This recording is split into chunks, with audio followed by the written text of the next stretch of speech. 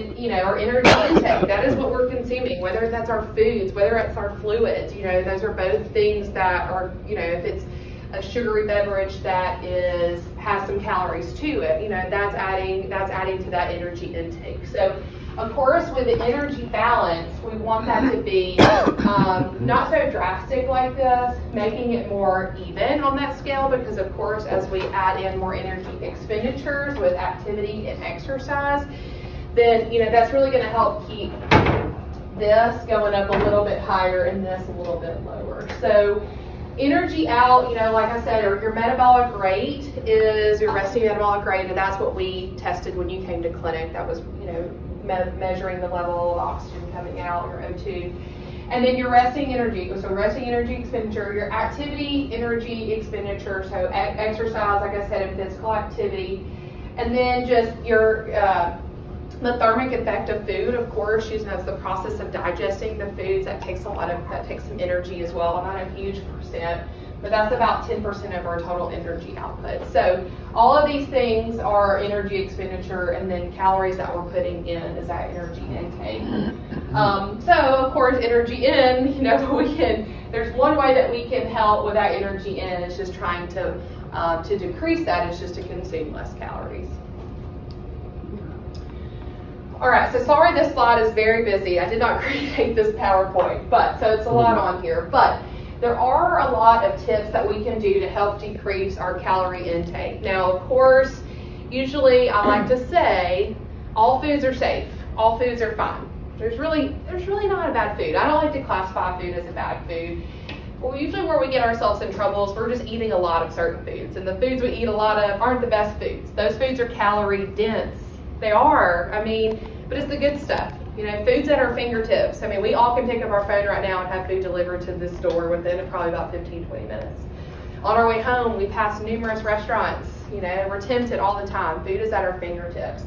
And it's usually those foods that we're always tempted with are foods that are going to be more calorie dense. So we do want to try to cook and bake more at home, because we know what we're putting in our foods, and so it is better for us to prepare more things at home and not be tempted by going out and grabbing things. And the good thing is, if we cook at home, we can use some substitutions to help those meals still be enjoyable and still be really good, but to be way less calories, which is really helpful for that energy balance. So yes, herbs and spices. There's all kinds of herbs and spices that you can use on all kinds of things, your vegetables, your meats, you know, even some grains and things like that, soups and things to use instead of sauces or butters. Using lean meats, or try using vegetables in place of some meat in your recipe. This is definitely doable, or even using some lean meats, a combination of meats and more vegetables. You know, there are a lot of vegetables out there, like mushrooms, for example, depending on how you cook them, can actually have more of like a meaty taste to it. So, you know, depending on other things you kind of mix with it, there still can be a good bit of protein in there, and then, you know, still having that meaty taste. Like that one. So plant-based proteins are very popular these days. Yeah. Very popular. And so whether you're out eating somewhere, there's options. Whether you're going down the frozen aisle in the grocery store, they're very accessible these days. So usually what I say is, when it comes to the plant-based options that really look like meat, those still have a good bit of sodium, good bit of fat in those. Whereas I would rather us stick to more doing like a vegetable, like if you're, for example, like a veggie burger. They have the ones that look like meat, that taste like meat, but they also have ones that are made from vegetables, meaning like there's mushrooms and carrots and those types of things. Those are ones I'd rather us do, because those actually are the vegetable themselves. They're actually going to be lower in sodium and will end up being lower in calorie, because it's not, and I don't know exactly what's in all the other like meat-based alternative ones, but there's still a good bit of fat in there, and that's why it still tastes really good. That's why it still kind of has that consistency of regular hamburger meat. So they're out there, and they're easy to find and easy to get these days, but the meat alternative ones can still be very high in calorie and for sure sodium. So very similar and nutritional. Okay, that's what I was wondering. Yeah, very similar. So ultimately, I would say if you're going to do like a burger, that's usually what most people are replacing, to try to do a vegetable burger that actually is made from vegetables, that has that in there, instead of doing like the meat alternative ones, because it's still going to be pretty high. But yeah, there's a lot of vegetables. I mean, not a lot, but mushrooms, for example, really can take on like a meaty texture, a meaty flavor as well. You can try flavored vinegars or freshly squeezed lemon for like salad dressings. You know, if you get tired of drinking water, you can even add freshly squeezed lemon to your water. You know, lemon is great in a lot of different things. You can replace half your fat in your baked good recipes with applesauce or mashed potatoes, with mashed banana. I'm sure I automatically think mash and potato go together. You can easily, you know, change some things in some of your baked goods. I mean, I know people have probably seen this in the past, but yeah, applesauce and mashed bananas do still provide those things that you need in some baked goods. Of course, you can use yogurt in place of mayo and sour cream. I'm sure people have seen this too. This is a popular switch in some foods for lower calories. And then, you know, it says up here, let meats, poultry drip when cooking, so you can have them on an elevated surface like a rack or something and have a pan underneath and drip a lot of that fat. We do want to limit frying, of course. You know, when you batter something, you bread it, and you stick it in a fryer, that breading is just soaking up all that oil. Yes, sir. Does that include air frying? So air frying is going to be a lot better for us because what's happening is it's still breaded, but we're not dipping that or having that cook in a pot of oil. Right. So it's not soaking up all of that oil, which is good, which means it's going to be lower in calories, which is great. Now, I will say that's still considered, that breading is still going to be carbohydrate rich, right? It's still going to be made from flour and those types of things. So it's something we kind of want to rotate with a little bit if we're still cooking our proteins that way. But the air fryer is great. It's still, you can add some seasonings to that and you can still bake it. You know, it still has like a, you know, you can grill it outside if you want to. So it's still depending on too what you're eating that protein with, especially if it's breaded. You know, sometimes it could be better to kind of alternate some options there. But yeah, saves you a lot of calories. So do you like the fat-free yogurt or the low-fat? Is that?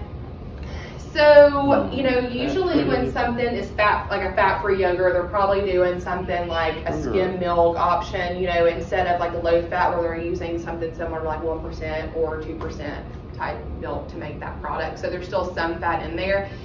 Ultimately, you know, I usually say for dairy products, if you have a high cholesterol, it is good to do the lower fat versions of the dairy products. But if not, I will say full fat products like yogurt and even cheese, you know, that's going to actually help keep you a little bit more full and satisfied. Okay. Sometimes with yogurts and some things out there that you see that say low fat, they've actually replaced some of that fat with sugar. So just something also to look at if you're buying some products that say low fat. But honestly, when it comes to yogurts, doing something that is, you know, just that's not low fat or like non-fat type things, that's okay. Yeah, because especially if you're eating like that with some fruit in the morning, that extra fat's going to really help keep you full. Whereas if you did something that is lower in fat and just a piece of fruit, you're probably going to be a little bit hungrier leading up to that lunch meal. So having a little bit of fat, and those are good healthy fats. I mean, it's really, you know, it's going to be okay to do that because it's not like a whole bunch that's in that yogurt compared to doing something like a piece of like breakfast meat or something at breakfast time. So definitely, it's just also too, it's taste preference sometimes because, you know, if you hate it and it's low fat and you're forcing yourself to eat it, then is it good at that point? No. Okay. So that's my kind of my mentality sometimes. You know, sometimes the regular version of stuff is it's more enjoyable and we can eat less and enjoy it and we don't feel like we have to eat more, you know. So you can refrigerate soups overnight, remove the fat. It does kind of congeal at the top, so that can help if you want to do that too. It's just a little tip that someone else made up here. Okay, so these are just giving you some examples of substitutions for like common things that we're already doing. So ground beef, you know, when you're buying ground beef in the grocery store, you want to look for things that are leaner. So doing, you know, a lot of times there's like 80-20, which is going to have more fat in there, but you want to look for something that is more like 95-5. That's only 5% fat. So it's going to be more expensive, but it's going to be a leaner source of protein, and so it's not going to be as high in calorie. You know, a lot of people tell me they use turkey instead. Great if you want to use turkey, but it's a lot of people turn towards turkey because it is a leaner version of protein. So you can also use a leaner version of ground beef as well, and that's still fine to do. Chicken, of course, great. You know, every time people think of eating healthy, they think of eating chicken, so we kind of wear ourselves out of that, but it is a great option. And then, you know, turkey, of course, and then some beans can kind of replace some of that ground beef. So ultimately here, when it comes to protein sources, we just don't want to eat red meat every single day. We want to do a variety. You know, for us to stay sustainable and be able to make changes and lose weight for the long term and keep it off, we have to find some variety. I don't want you eating chicken every single day because you're going to get tired of it. And what's going to happen? You're going to turn to a big old juicy hamburger, okay? So it's rotating some of these different options. And of course, too, with ground beef, you can also just think about other protein sources like fish and stuff like that too. So there's a lot of different protein sources out there. But in cooking, you know, this is what they're saying. They're cooking wise, you can do like leaner versions of that ground beef. You can do ground chicken, you know, turkey breast, even some beans in some recipes. Pasta. Who has tried veggie noodles? Like actually made from vegetables, not the dried veggies. No. Okay, good. I say that because I want you to be weary of when you go down the pasta aisle in the grocery store, they have boxes of noodles that say veggie pasta. So those are not what I consider veggie pasta, okay? Those I consider more of a marketing scheme to get you to buy it because you think you're eating a serving of vegetables, but you're really not. Also, it's a thing where it's like, you think you're buying it, it's better for me, I can eat more of it. Nah, I don't consider that. When I think of veggie pasta, what I'm trying to say is actually making noodles from pasta. I mean, making noodles from vegetables. So there are things that you can buy, like a spiralizer where you can make those. I see a lot of nodding heads. Do we make veggie noodles? Actually, yeah. They do in the frozen section. They do in the frozen section. So zucchini noodles are delicious. They are so good. They are so good. I've had to form them. You don't cook them. Yeah. Yeah, so they're super easy. They're super easy and they're super quick. Yeah. So, and they take on the sauce too. So if you use like a tomato-based sauce or even doing a little bit of a cream sauce, that's okay. You could just do like a little bit of herbs and spices on it. You know, you can do a little bit of Parmesan, a little bit like red pepper flakes. Really good. And so it saves you a lot because 3 zucchinis is 100 calories versus half a cup of pasta. If I had 3 zucchini zoodled in front of me and I had half a cup of pasta, you would be amazed. It's a lot. It's we're like talking about a full, like a medium-sized zucchini. There are some big zucchinis out there. No, but yeah. So just a normal medium-sized zucchini. About 3 of those zoodled, or just 3 in general, is about 300 calories versus half a cup of pasta. So that just goes to show you're building bulk of a lot more food versus just a little bit of pasta, right? That zucchini's giving you fiber, giving you vitamins, giving you minerals, giving you a lot of things that you don't get from this or from that pasta. So, and you're also gonna feel full. Then you can cook that. Maybe you want to add some shrimp to it. Maybe you want to, you know, grill some chicken and put on top. It really is satisfying. I made some the other night. I put a piece of salmon on top. And I looked at it and I was like, this would be like $13, $14 in a restaurant, you know? It's really good. Really good. And play around with that. I mean, like they do sell other types of pastas out there, like a butternut squash pasta. You know, I will say try not to be fooled by like chickpea pasta and those types of things because carbs and calorie-wise still very similar. You know, they can tell you it's chickpea pasta all day long, but they may have added like 10% chickpea and the rest is still made from flour. So those types of things try not to be fooled by because that's what's so hard with nutrition these days. We feel like we're doing well. I took my red sauce and went ahead and put like a 1/4 cup or a 1/2 cup in each baggie. And froze it. And then wrote the calorie content on the outside. So that way you don't have to waste a jar of pasta sauce. And that's great too because if you're using any type of jarred sauce, I mean, of course, it's great to make it your own, but just being mindful of pasta sauces. There's a lot of pasta sauces out there, especially the cheapest one on the shelf, the one that's eye level when you look at it. I'm gonna call it ragu because it's the one. They're not one of their #1 ingredients is sugar. So a lot of sauces out there are still, you know, we're doing great with our pasta choice, but then we're getting a lot of extra calories and sugar just from that sauce. So making it your own, it can be really simple, or there's some better ones out there that are low sugar. I was gonna say, I make a big batch and I like a huge like skillet, like what would be like a fish fry skillet, but I put my either ground turkey or whatever. Sometimes it's sliced up, sliced up turkey and chicken or whatever, and then I add tomatoes, and I do use canned, but I use low sodium. That's okay. Canned tomatoes, and then I put fresh mushrooms, and I've even added zucchini and things like that into it. There's a lot of things. And then my herbs and spices, and then I freeze that. Yeah. So then it makes it convenient for weeknights. Yes. Yeah. It's so easy. It's so easy. And the best thing about that is, you know, you have that, and say a month later, you can like rotate so many different meals. Yeah. So that's why I say, you know, cooking food doesn't have to be hard. We don't all, I mean, I know we all want easy and convenient. Look, if I could help everybody afford a home chef, I would. But, you know, cooking's a part of life, and so we're going to have to do it the rest of our life. So doing shortcuts like that are great. Also, too, when it comes to veggie noodles, I'll go quicker because I know we're until 5. But when it comes to veggie noodles, spaghetti squash. I don't know if y'all done spaghetti squash. So yummy, and it makes a lot. Amazing. Yeah. I mean, you cut that thing in half, you gut it, and then salt, pepper, a little olive oil, flip it over, cook it.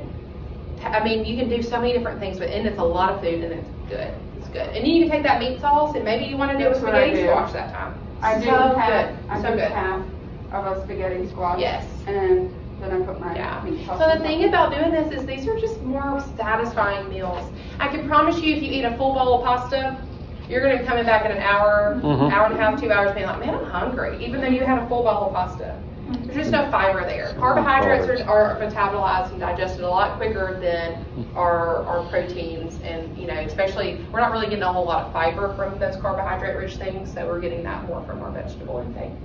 All right, so salt, of course, you know, once again, just to limit salt intake, cooking more at home. That's the big picture always, is cooking more at home. We can limit our salt intake by just cooking more at home and being mindful of how much we're using, but a lot of herbs and spices really can give flavor to a lot of things that we're cooking. Sometimes herbs and spices actually have a little bit of salt in them too, so just using a little bit of that can really go a long way.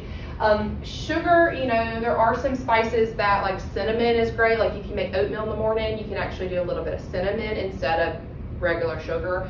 Butter and oil. Now, this one's hard, but you know, in baked goods, baked items, you can use applesauce or mashed potatoes for at least, you know, a little bit of your butter. You know, there's not a lot of fat, there isn't fat in applesauce or mashed bananas, so the taste and maybe texture of some of your things that you're baking are going to be more dense. So just something to think about, but you know, that is a good substitution to help cut back on some of your fat in your baked goods, because butter and oil, of course, is considered a fat, so it's just higher in calorie. Mayonnaise and sour cream, there are so many recipes out there now for Greek yogurt instead, and you can easily make that replacement. They do have like different versions of like mayonnaise and sour creams out there, and there's even like yogurt versions of cream cheese these days. So a lot of different small substitutions that you can make, especially if there's certain dishes that you love. There's always a little bit of small substitutions you can make to lower the calorie. All right, so baking with applesauce, why use it? It does add moisture and flavor, fiber, and nutrients, which is great. It's still adding carbs though, because applesauce is something that is it's made from apples, so apples have natural sugar in them. I will say it is best to, if you're going to use applesauce instead, it's best to do the unsweetened applesauce, because applesauce can still be a lot of calories, a lot of carbs, excuse me, for a serving, depending on which one you use. So of course, I'm getting too far ahead of myself. Unsweetened and unflavored, of course, how much to use. So if no matter which recipe you find online, you can always Google ways to substitute it and how much you need to substitute. If it asks for, say, for like half a cup, it'll tell you online if you Google it. But usually 3/4 the amount of oil called for in the recipe. You can find exactly how much if you just Google it online.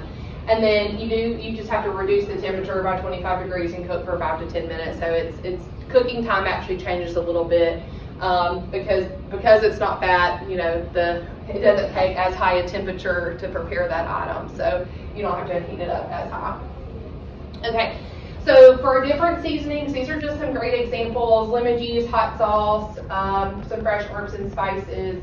You know what's fun is it's getting close to the summer. And you know it's really easy to grow in a garden or in a pot on your porch? Some herbs and spices. Yeah. I'm telling you what, y'all, rosemary is foolproof. I have somehow managed to keep it alive. So you can do rosemary is great, you know, oregano. There's all kinds of really quick and easy little herbs you can just keep in your garden. And can I tell you how satisfying it is to be like, oh, I need some basil tonight, and to walk outside and pick some and use it fresh from your garden.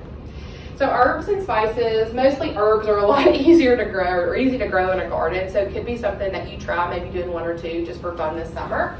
But these are just some good examples of some things that you can add to a lot of things that you're cooking, whether it is protein, like I mentioned earlier, or your vegetables or whatever you're cooking, that you can kind of spice it up just a little bit.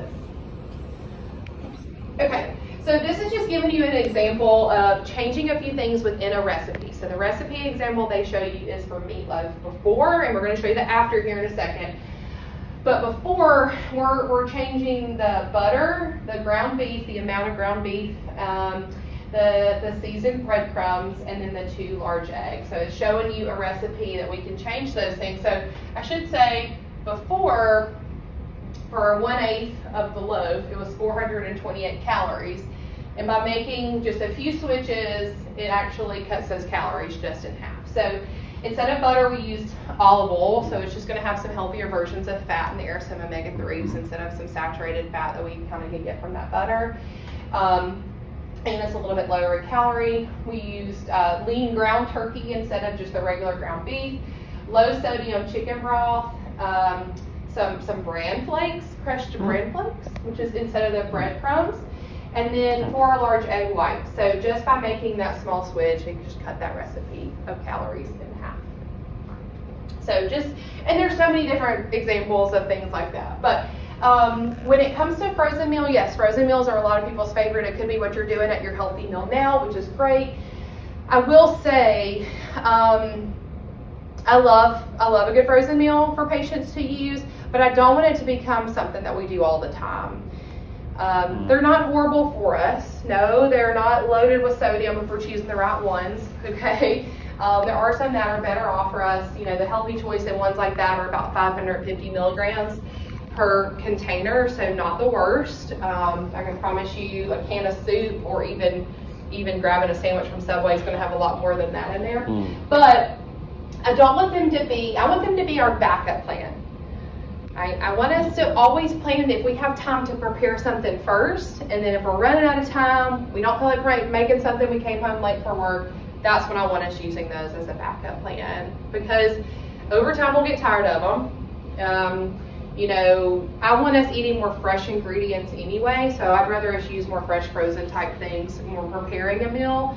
And I just want us getting into a better habit of using this as a backup, not as our go-to all the time, if that makes sense.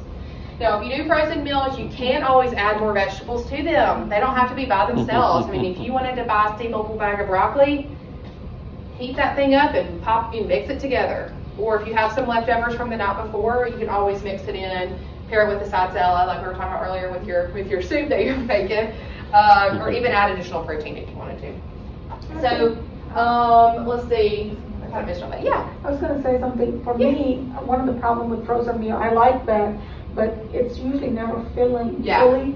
But when I add a bag of vegetables to it or weed with it, then it's much better. So and two, sometimes frozen meals can still be, you know, the healthier version ones are still going to have about 30 to 40 grams of carbs, and some of them are still a lot of noodles in there. And if there's not a lot of vegetables in there and it is mainly noodles, then it's still, it's not going to keep you full, because it is, I mean, a serving of noodles in there is about half a cup, which is a proper serving, but if it's basically just that, it's not going to keep you full. So I do encourage always adding more vegetables, a side salad, or some type of, get you some fiber in there for sure. Just a frozen thing. Well, and what happens if you don't add that, then you're going to want to start snacking, and then if you don't snack, on your way home for dinner, you're like, oh my gosh, I'm about to go to this drive-thru because I'm so hungry. Or you're thinking, I can't wait till I get home because I know I have this I can eat. You know, we kind of just, we get hangry. We go home and we just eat because we're hungry. All right.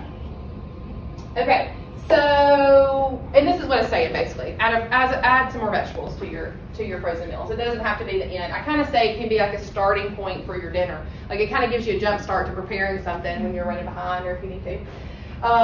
So here we go too. So this is talking about, we get all the time, frozen meals have a lot of sodium. Well, it is a frozen meal, but it doesn't have to be, you know, it doesn't have to, they're not like packed with sodium like everyone's, you know, told to believe, but they still have a lot if we're choosing the wrong ones. So a frozen meal versus fast food. So, you know, on the left-hand side here, it looks like, as we can all tell, we can look at that, we know that's McDonald's, right? Yeah. There's not one M on that, but I can tell just by that by the yellow and the red that is McDonald's. Anyway, so that looks like a McDonald's French fry and burger. This must have been taken a long time ago because that burger looks nothing like that these days. That burger is twice that size and at least 2 or 3 patties. Anyway, but this is a burger and probably a medium fry. So it's saying it's about 520 calories, 22 grams of fat, 4 starch servings, meaning 1 starch serving is 15 grams. So times that by 4, that's about 60 grams of carbs just in that meal. And then it's greater than 800 milligrams of sodium. That doesn't even include if we got a beverage. That doesn't even include if we did like using from like 4 ranch packets or however much dressing we use or dipping stuff. So if we have that healthy choice meal as a backup plan, we can say, you know what, I'm just gonna stay home tonight. I'm just gonna pop that in the microwave. Well, we're getting half the calories. We're getting not even a fourth of the, about a fourth of the grams of fat, 2 starch servings, so it's about 30 grams of carbohydrates, and then about 550 milligrams of sodium. Our daily recommended amount of sodium is 2,300 milligrams, which is 1 tablespoon of salt. It's not a lot. So 550, when you think about it, if that's your dinner, you've had a lunch and you've had a breakfast, you're getting close to about that 2,300. But if we're eating something, you know, on the left-hand side here that's close to 1,000, not even including maybe other things that we eat with that, you know, that's when we're getting a good bit of sodium. So just comparing that is helpful. Tips and tricks to eating out. So when it comes to eating out, it's hard. It's not easy. Tips and tricks can, you know, we can give you some information, but if you're out with friends and they're all having a party, it's kind of hard to choose, you know, healthy things, but it's still doable. So I do like to say, eating out, we tend to have a celebration mindset. You know, when we go out, we kind of like, we don't care sometimes. So sometimes it is harder to choose healthier things, but I do encourage patients, when we go out, usually our plate, it consists of protein, carbohydrate. You know, sometimes we forget about that vegetable because a lot of times restaurants, that's what they're serving. They're serving a fried protein, they're serving potatoes and macaroni and cheese and rice and mashed potatoes and all these things. There are healthier options hidden on those menus. They don't want you to know that, but there are. You know, a lot of times we kind of have to look for that. It is helpful if you know where you're going to go before you go. That way you can know what you're going to get, and so you're less tempted when you're there. But when it comes to salads, you know, salads are great, but salads can be really high in calories very quick if there's fried protein, if there's a lot of high calorie or processed type products on top, like croutons and bacon and a bunch of cheese and things like that. So we want to choose simple salads when we're out, ones that have more vegetables. When it comes to dressing, you know, if it gives you 2 packets of dressing, let's just try to do 1, just try to cut back. You know, it is helpful, you know, when it comes to any kind of dipping sauces or anything that we're trying to limit the amount of that, maybe just trying to use 1 packet instead of like 4. Because those add up. 1 packet of Chick-fil-A sauce is 140 calories, okay? It adds up. Same with ranch, 140 calories. I mean, I've never in my life heard someone do this or thought about this myself. I don't think it would be, a server would probably look at you like you're crazy, but you can ask to scoop the inside of the bread. They're not going to want to do that, especially when they're short-staffed. They're short-staffed these days. But Jimmy John's in the order. really? Yeah. Oh. But you can also get the unwich there too. The unwich is so good. So good. So you could ask for a lettuce wrap. I know lettuce wrap sounds disgusting, but I promise you Jimmy John's does a great job. I don't know how they do it, but it's good. When you go out, of course, there's going to be a lot of carb sides. There's going to be French fries. There's going to be mashed potatoes and macaroni and cheese and all these things. So one thing that you can always do is just get a grilled protein, because you're going to, I can promise you, you're probably going to get a very carb-rich side. And usually that serving that we get is large. So we can at least get a healthier version of our protein, which is really cutting down those calories. Once again, it's not sitting in a bowl of grease that's just or oil that's just being soaked into it, right? Of course, we want to choose fruits and vegetables over fries. I just, you know, that's hard. But, you know, anytime we can, I mean, all right, let's french fries, right? Okay, anytime we can go from like a large fry somewhere to a medium fry, boom. The thing about fries is if they're in front of us, we're gonna eat them. We can be just as satisfied with a smaller amount, okay, than eating the biggest basket they have, okay? So if it helps to share them with somebody, great. But yes, places will have steamed veggies on the side, a side salad, a lot of different other options. If it's like a sit-down place, they may have like steamed veggies or green beans or something like that. And then absolutely, this shouldn't even be a question at this point, but we shouldn't be choosing sugary beverages. No soda, no sweet tea. You already have a celebration mindset. We're out. We're already consuming more calories than we would if we cooked at home. So then if we get a soda or if we get a sweet tea, whoo, y'all, it is bad. It's a lot of calories, a lot of sugar. It's not needed, not needed. And I'll have people say, well, what if I got unsweet tea? Well, if you go sit down at a restaurant, your drink's this big. If you tell your server half and half, I've been a server, they don't serve you half and half. They don't have time for that. So then you drink 2 or 3. Before you know it, you've had 32 ounces of sweet tea. Okay, that's a lot. That's a lot. We've already consumed extra calories at our meal because we're out and it's good and we're celebrating a little bit of something. So the number one thing you can do when you always go out to eat is we're getting something that's unsweetened. We're getting water, we're getting unsweet tea, potentially diet soda if that's what we like. If you want to bring in some Crystal Light packets, I don't really care. Something like that works better. Okay. Fizzy water. Restaurant substitution. So honestly, any place you can go, you can find something. I promise you that. There's going to be a time where you're somewhere where none of these places are. Middle of nowhere, man, fast food restaurant. There's still things that we can find. But these places do have some great options. You know, these are more like deli type places that are going to have salads, that are going to have, you know, some sandwiches, wraps, you know, Mexican type foods too, because you can do a lot of vegetables, lettuce, things like that. So these are just some good ones. Of course, I don't know when this presentation was made, but there's a lot more these days too, things that you can find. But luckily here in Birmingham, we have all these places, which is nice. I grew up in Scottsboro, we didn't have any of those.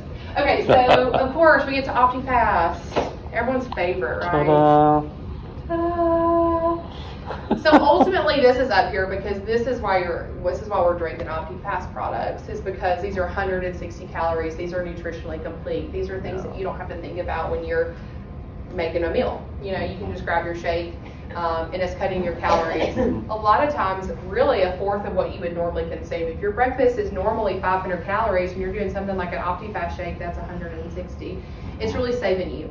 And that's why, you know, doing the 1,200 or 1,500 calorie plan like you're on, that's why we're seeing some weight loss, because once again, our energy intake is less than our energy output. Question. Yeah.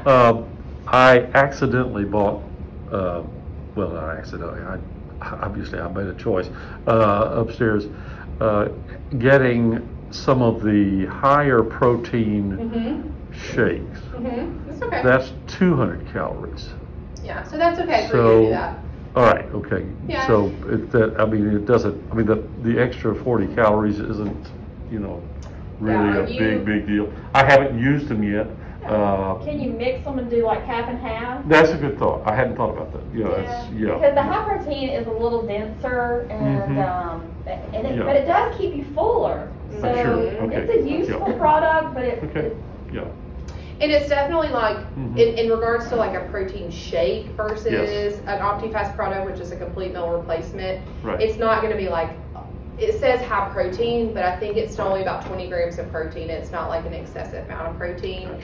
So you could, I mean, I would say you may not want to do like all 5 of your products being those. It's not like you're doing a full formula anyway, but I would say maybe you can just kind of alternate them in. If you bought a box, you have 7, so you could just kind of work them in here and there. I think I got but 3 or 4. Oh, okay. And I would split it because they do taste different also. Yeah. There are different tastes and texture. Because they're for when you can't just when you can't get satisfied and you need something that, like if you do a shake and it's just not filling you up and making you feel full, and that's when the dietitians normally will prescribe you to add some protein. But it's I just wanted to ask that. Yeah. What is it called? So it's so if you've bought the powdered version of the Opti-Fast shakes, they actually make one that's a high protein version. So it's basically it's in a pack too, just like those other ones. And we've also done those for post-bariatric patients too, because they have a higher protein need, or especially with what they're doing. I don't like them as much as I like the Yeah, they are a little bit more dense because of the protein content. The other ones might taste a little bit more. But they do keep you fuller. They potentially can, just because of the added protein in there. That's really the only difference in the composition is just the protein. And they are more calories, aren't they? About 40, just because of that protein. But if you're finishing a shake and you're just like, oh my gosh, I need something. You may be feeling that way, and it is okay for us to eat. Like if you wanted to do like a cheese stick, or if you wanted to do something like, because that cheese stick's going to have some fat and protein, so that's okay to do that. Our goal is not to have you starving. I get those little Tillamook, yeah, those little squares. Yeah, those are good. One of those. Turmeric square. Yeah, they're the Tillamook. Tillamook is the brand. Tillamook, and they're really rectangles. Yeah, rectangles. But nonetheless, little cheese things. And it's satisfying because, like I said, it's some additional protein, of course, but some. So that's what I wanted to ask. Like, what do you do? Like, what's some tips to if you're really hungry one day, like in between meals? Yeah. The cheese. So I will say, Opti-Fast it's pretty spread out, which is good. So sometimes though you still may feel that sense of hunger, even though you've had the shake, a bar, a soup or pasta, for instance, for lunch, another shake, and then another bar, and then maybe your shake after dinner. So you may kind of feel it at certain parts of the day. And if you want to, you can definitely, of course, if you've added some vegetables to your pasta or your soups, great. But if you're filling it outside of that, then doing like a piece of cheese. So a string cheese is like 100 calories. It's not going to break us, okay? If you wanted to do like half a cup of fruit is about 70 or 80 calories. So you can add a little bit of fruit if you wanted to. It is great to eat a little bit of protein with that. So maybe you pair that with your bar or your shake, which can be helpful. Or if you're doing that as a true snack, maybe doing like a cheese cube or two with a little bit of fruit. So it's okay to add a little bit. Wait, so there are pasta options you can do for lunch? Okay, because I don't like the tomato soup, so now I'm stuck on all vegetable. Oh, I love that. Because they don't have the chicken. So I could order like twice a week of pasta to replace my lunch. So there's a fettuccine and a macaroni and cheese. I didn't know. You're like, game changer! Whoa, yeah, because all I've been eating is vegetable soup.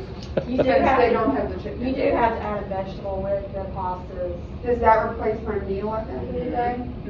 No, you can use it in substitution for one of your other meal replacements. One of my Opti-Fast. So how many So I calories can still have like my chicken or salmon and vegetables at dinner. Opti-Fast tends to be a consistent 160 calories in each of its products. Meal that way, So the pasta is just a little bit higher. I think it is 200. They're surprisingly good. You ate one the other day. I did, because I've been wanting to try them, because I've had patients ask me, and so I tried. So granted, all I had was a mug in the office to use, so it overflowed a little bit. So it probably would have been a little bit cheesier if I would have prepared it correctly. But it did taste like cracked macaroni and cheese. Wow. And so you could actually buy a steamable bag of broccoli, microwave it, kind of dice it up a little bit and kind of mix it. You said it's 300? I think it's 220 or 200 for the pasta. 220 or sounds like that. It's definitely, I think it's 200. Okay. So it's not much more. Ultimately, if you do that if you're adding that in at lunchtime, it's only adding a few additional calories to your day, so it's not much. But it's fettuccine and macaroni and cheese. So you could alternate your tomato soups. Ta-da. Yeah, I don't like the tomato soup. Or vegetable soup, I mean. No, it would be nice to have those twice a week, just one each. Yeah. To have something Yeah. I mean, too, with your vegetable soup, right? With your vegetable soup, adding some herbs and spices to it. Well, I have my little side salad with my. And your little side salad, yeah. You could add some like, you know, those are certain spice or something, like something that can kind of jazz it up a little bit. I put fresh zucchini. I just cut it into 4s, like I take it in squash and jalapenos. I just take all those because I like to buy into stuff I can chew. Yeah, well, and I think that's one reason I like it because it has a little bit of carrot in it.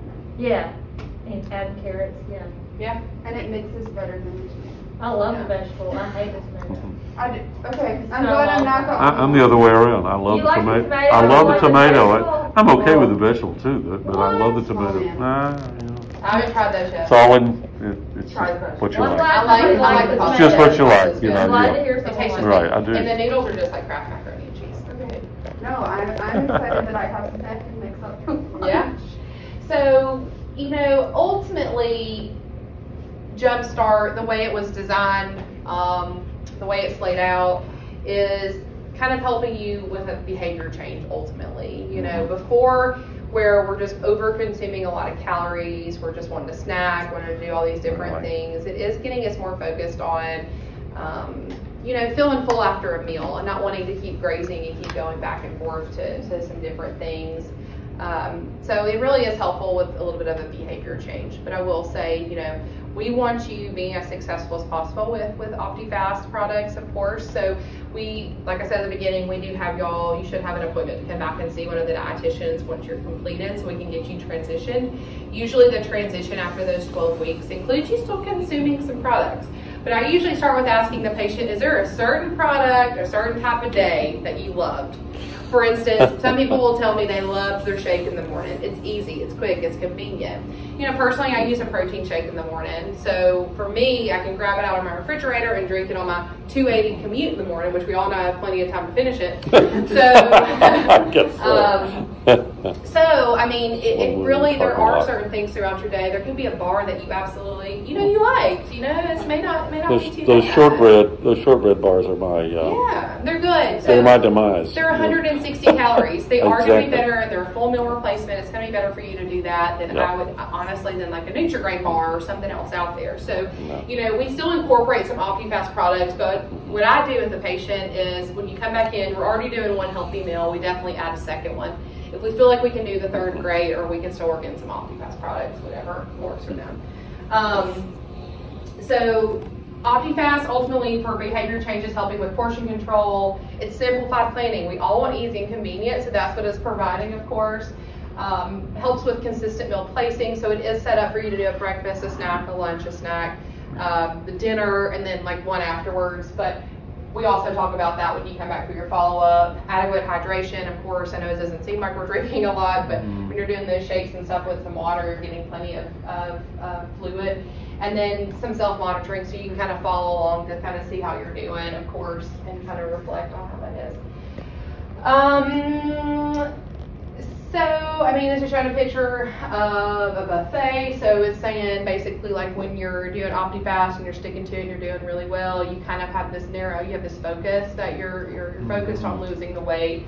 So sometimes, you know, you're kind of, it's easy, you don't get as distracted as much. You can really stay on target. And so kind of along the process of what it's aiming to help with. So remember the basics, calories in must be less than calories out. Ultimately, that is 9 times out of 10 when we see patients lose weight, it's just because we're consuming less calories than we're expending. And I mean, every once in a while it could be related to some type of health related issue, but most of the times we just don't know how much, we don't realize how much we're consuming. We consume a lot. It's not what we're eating, it really is ultimately that we're just consuming a lot at a time. It may seem like a smaller portion on our plate, but those calories are really just adding up. You know, our plates have gotten larger, our servings have gotten larger when we go out, so we're just really consuming more than what we need, and we're eating more out of what sounds good. Sometimes that celebration time when we're out and things like that, and less of really what our bodies need.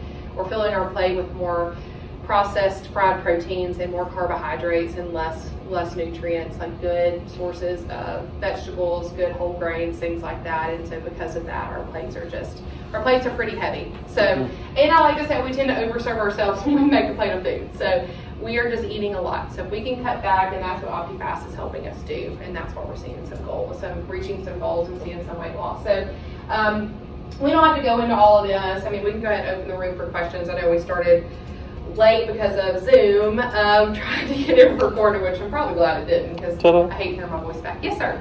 Well, I hate to tell you, but I've been recording the whole thing, and I can take it home, process it into an MP4, and send it wherever I need to send it, if you'll just give me an email or whatever. Yeah. So there you go. Hey, I got started a little late. We might have even missed the first slide, but that's okay. I think that'll be helpful. So anyway, whatever. Yeah. Thank you so much. So you'll have to listen to your own voice. So that means the people that Karen sends it to, they are going to have to listen. My corny jokes. Yes. It's going to be great. It's gonna be great. Well, I mean, she could send the other thing too, but I mean, at least this one is here. Okay. I'm sure she'll appreciate There you go. that. And to be honest with you, I've tried to zoom in on the thing, but I can it's get not her going to to be as send a easy. presentation to the people that weren't here as well, so they can kind of at least maybe hear my voice and then can flip And see through the slides. there you go. That'd be helpful. That too. So Whatever. I know Jumpstart's hard. Y'all luckily chose a good time of year to do it because there's not a lot of holidays during the 12 weeks that you're in it, which is good. If we fall off one day and end up doing something we're not supposed to, that's okay. It's ultimately how we're doing overall and then how we transition after we're done with those 12 weeks. So we're happy that you're here. I'm excited for all of y'all because I know we've seen some weight loss. Most people have. I haven't followed you throughout your journey, so I don't know the full extent, but you're here because you're motivated and you're trying to make a change. So I'm proud of all y'all. Yay! Yeah. All right. All right. That's